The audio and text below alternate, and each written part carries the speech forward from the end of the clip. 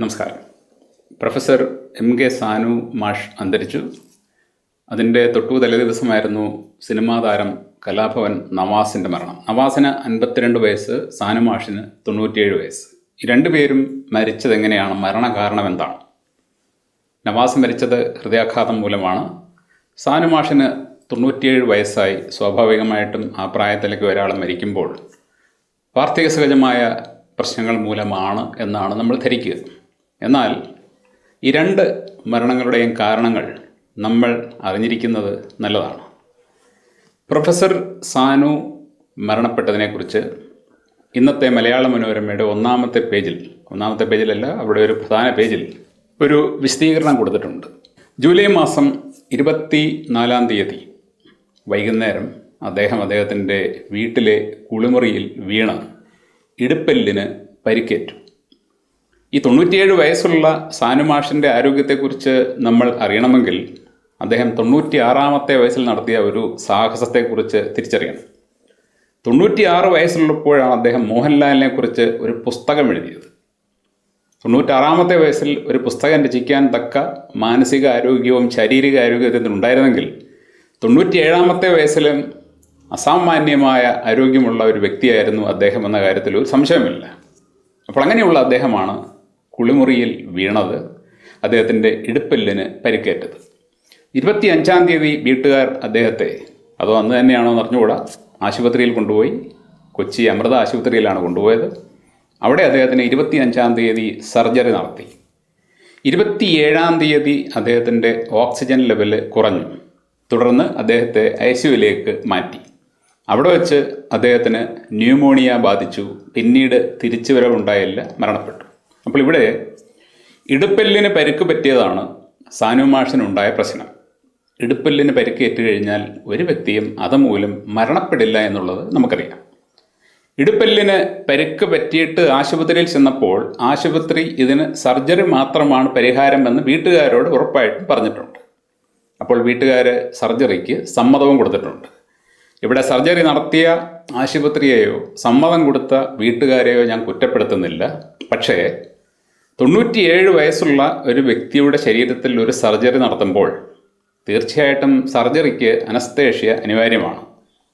അങ്ങനെ ഒരു അനസ്തേഷ്യ ഏറ്റുവാങ്ങാനുള്ള കരുത്ത് ആ ശരീരത്തിനുണ്ടാകും എന്ന് ആശുപത്രി എങ്ങനെ വിലയിരുത്തി, വീട്ടുകാരെങ്ങനെ വിലയിരുത്തി എന്നെനിക്ക് അറിഞ്ഞുകൂടാ.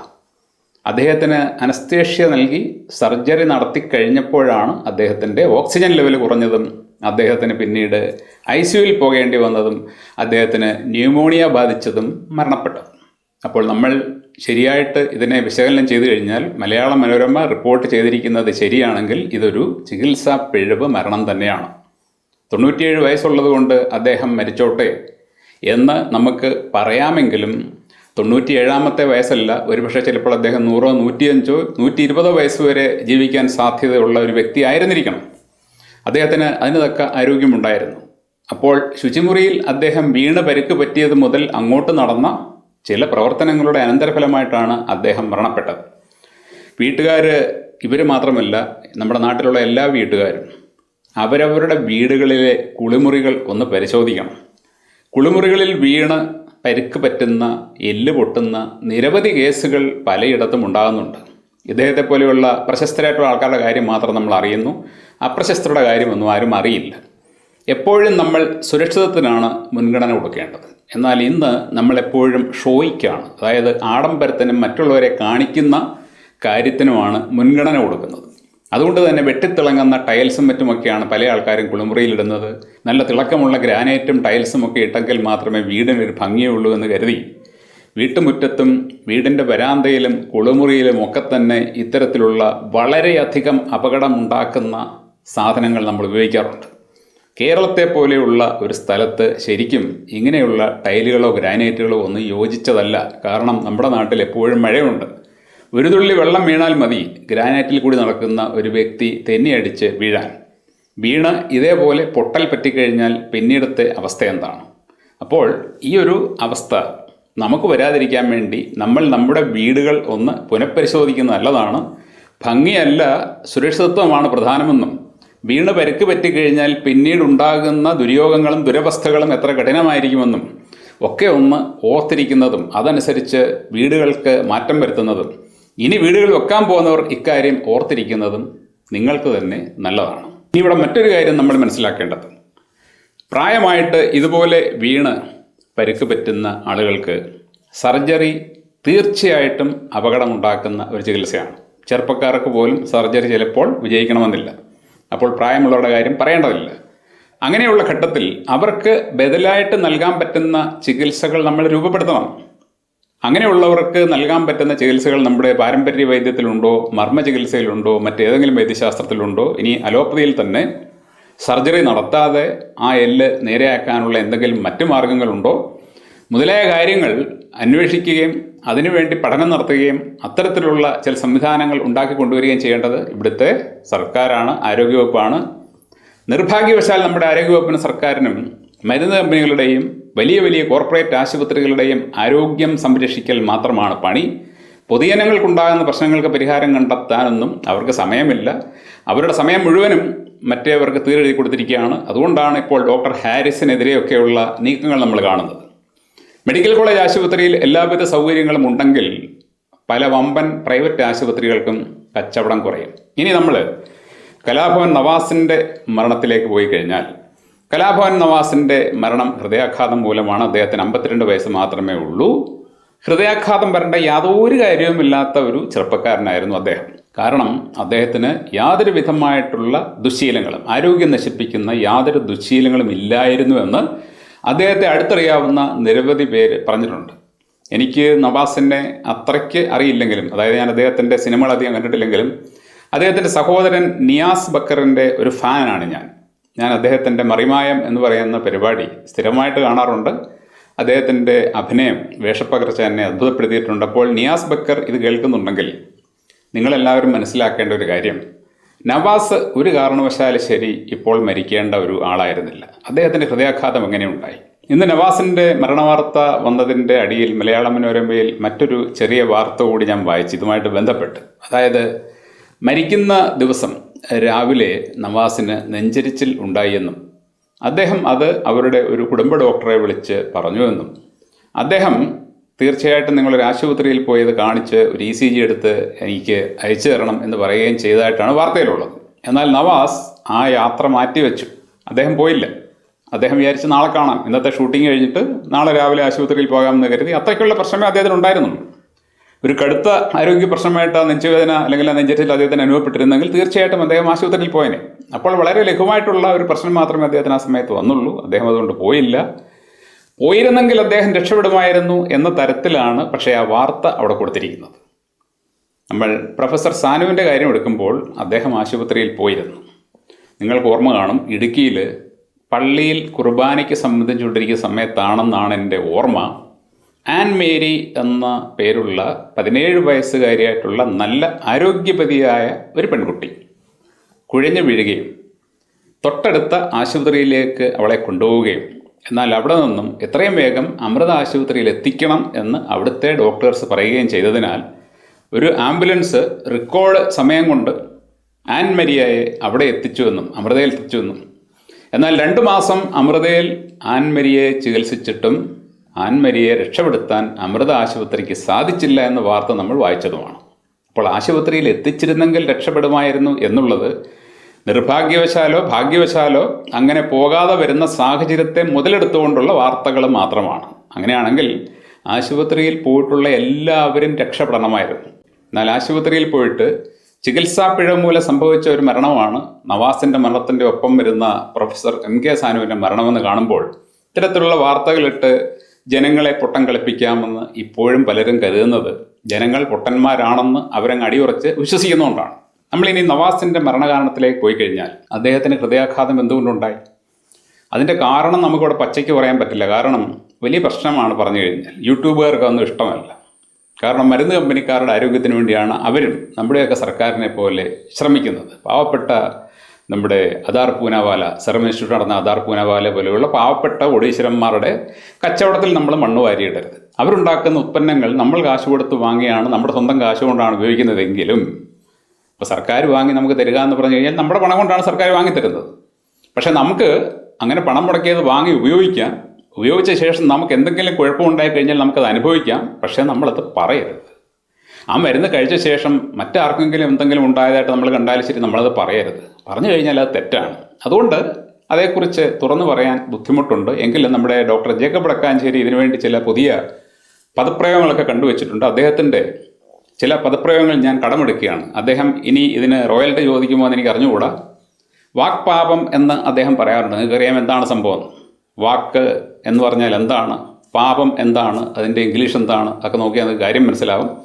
അപ്പോൾ ഈ വാക്പാപം ഇവിടെ കൊടുത്ത സമയം മുതലാണ് ചെറുപ്പക്കാർ കൂടുതലായിട്ട്, അതായത് കുഴഞ്ഞു വീണ മരണങ്ങൾ, ഹൃദയാഘാത മരണങ്ങൾ മുമ്പും ഉണ്ടായിരുന്നുവെങ്കിലും ചെറുപ്പക്കാരുടെ ഇടയിൽ അത് അത്ര കൂടുതലായിരുന്നില്ല. ചെറുപ്പക്കാർ കുഴഞ്ഞു വീണ് മരിച്ചിരുന്നില്ല, ആരോഗ്യമുള്ളവർ ഒരിക്കലും മരിച്ചിരുന്നില്ല. എന്നാൽ വാക്പാപം കൊടുത്ത ശേഷം നിരവധി ചെറുപ്പക്കാർ എന്നും കുഴഞ്ഞു വീണ് മരിക്കുന്നത് നമ്മൾ കാണുന്നുണ്ട്. ഈ നവാസ് മരിച്ചതിൻ്റെ ശേഷമുള്ള ദിവസം നമ്മൾ കണ്ട ഒരു വാർത്ത പൂനെയിൽ നിന്നാണ്. 37 വയസ്സുള്ള ഒരു യുവാവ് ജിമ്മിൽ വർക്കൗട്ട് ചെയ്യുമ്പോൾ കുഴഞ്ഞു വീണ് മരണപ്പെട്ടു. അതേപോലെ തന്നെ നവാസ് മരിക്കുന്നതിന് 2 ദിവസം മുമ്പ് കൊച്ചിയിൽ ജിമ്മിൽ 42 വയസ്സുള്ള ആരോഗ്യവാനായ ഒരു യുവാവ് കുഴഞ്ഞു വീണ് മരണപ്പെട്ടു. എങ്ങനെയാണ് ഇവരെല്ലാവരും ഇങ്ങനെ മരണപ്പെടുന്നത്? വാക്പാപം അവരുടെ പ്രൊഡക്റ്റിനെ കുറിച്ചുള്ള ഡീറ്റെയിൽസിൽ കൃത്യമായിട്ട് എഴുതി വെച്ചിട്ടുണ്ട്. ഇത് വളരെ ചുരുക്കമായിട്ട് ചില ആൾക്കാർക്ക് രക്തം കട്ട പിടിപ്പിക്കാനുള്ള സാധ്യതയുണ്ട്. അതുകൊണ്ട് തന്നെ ഈ സാധനം എടുത്ത് ഉപയോഗിക്കുന്ന ആൾക്കാർ, അല്ലെങ്കിൽ ഈ സാധനം ഉപയോഗിച്ചിട്ടുള്ള ആൾക്കാർ ഇങ്ങനെ ഒരു പ്രശ്നം അവിടെ ഉണ്ട് എന്ന് മനസ്സിലാക്കിക്കൊണ്ട് അത് പരിഹരിക്കാനുള്ള വഴി തേടണം. ഞാൻ പലപ്പോഴും ഒരു ഡോക്ടർ ഇതിന് ചികിത്സ നൽകുന്നതിനെക്കുറിച്ച് പറഞ്ഞിട്ടുണ്ട്. ഞാൻ എൻ്റെ മുൻ വീഡിയോകളിലൊക്കെ അദ്ദേഹത്തെ പരിചയപ്പെടുത്തിയിട്ടുണ്ട്, അദ്ദേഹത്തിൻ്റെ ഫോൺ നമ്പർ നൽകിയിട്ടുണ്ട്. അദ്ദേഹം ഈ വാക്പാപം എടുത്ത് ഏതെങ്കിലും തരത്തിലുള്ള ഇത്തരത്തിലുള്ള പ്രശ്നമുണ്ടാകാൻ സാധ്യതയുണ്ട് എന്ന് കരുതുന്ന ആൾക്കാർക്ക് അത് ഡീടോക്സ് ചെയ്യാനുള്ള, അതിൻ്റെ വിഷാംശം ശരീരത്തിൽ നിന്നും നീക്കം ചെയ്യാനുള്ള ഫലപ്രദമായിട്ടുള്ള ഹോമിയോപ്പതി മരുന്ന് കൊടുക്കുന്നുണ്ട്. അദ്ദേഹം അങ്ങനെ കൊടുക്കുന്നത് കൊണ്ട് അത് പരിഹരിക്കപ്പെടുമോ എന്ന് ആരെങ്കിലും ശങ്കിക്കുന്നുണ്ടെങ്കിൽ, ഞാൻ അദ്ദേഹത്തിൻ്റെ ഒരു വീഡിയോ കണ്ടത് മറുനാടൻ മലയാളിയിലോ മറ്റോ വന്നതാണ്.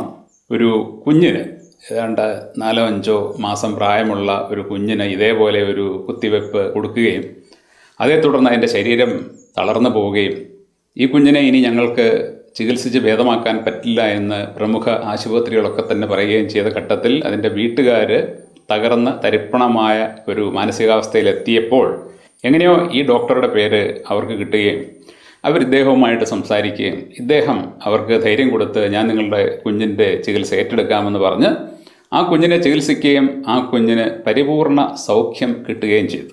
ഇത് മറുനാടൻ മലയാളി ചാനലിൽ ആ കുഞ്ഞിൻ്റെ അച്ഛനമ്മമാർ വന്നിരുന്ന് പറഞ്ഞ കാര്യമാണ്. ഡോക്ടർ എന്നോട് അതേക്കുറിച്ച് വളരെ നേരത്തെ പറഞ്ഞിരുന്നു. ഞാനിതിനെക്കുറിച്ച് വീഡിയോ ചെയ്യാനിരുന്നതാണ്, പക്ഷേ എൻ്റെ മടി കാരണം അത് നടന്നില്ല. അപ്പോൾ ഒരു കുത്തിവെപ്പിൻ്റെ പാർശ്വഫലം മൂലമുണ്ടായ പ്രശ്നം ഒരു കുഞ്ഞിൻ്റെ ശരീരത്തിൽ നിന്ന് നീക്കം ചെയ്യാൻ അദ്ദേഹത്തിന് സാധിച്ചെങ്കിൽ ഈ കുത്തിവെപ്പിൻ്റെ പാർശ്വഫലങ്ങൾ നീക്കം ചെയ്യാനും അദ്ദേഹത്തിന് സാധിക്കുമെന്ന കാര്യത്തിൽ ഒരു സംശയവും വേണ്ട. തന്നെയുമല്ല, നിങ്ങൾക്കറിയാവുന്നതുപോലെ ഹോമിയോപ്പതി മരുന്നുകൾ പാർശ്വഫലമൊന്നും ഉണ്ടാക്കുന്ന മരുന്നുകളല്ല.